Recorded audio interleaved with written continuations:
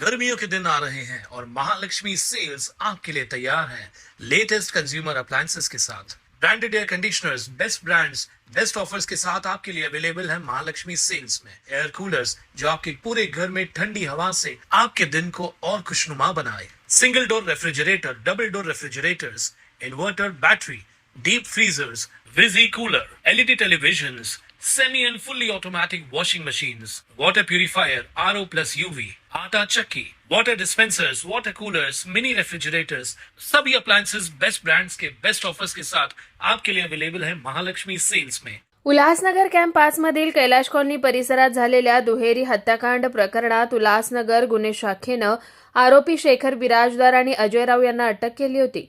आता या प्रकरणात तिसऱ्या आरोपीला पोलीस उपायुक्तांच्या पोलीस पथकानं अटक केली आहे।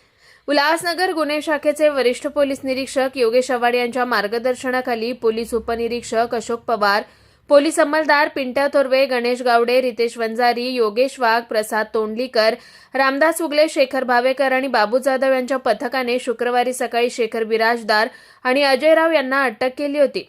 या प्रकरणातील तिसरे आरोपी अजित शेख याला पोलीस पथकाने अटक केली आहे। शेखला न्यायालयात हजर केलं असता 28 तारखेपर्यंत पोलीस कोठडी सुनावण्यात आली आहे।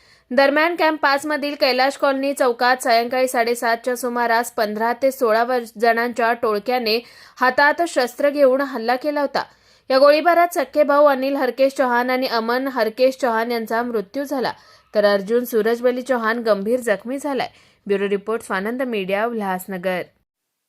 ताज्या घडामोडींसाठी स्वानंद न्यूजला सबस्क्राइब करा आणि बेल आयकॉनवर क्लिक करा।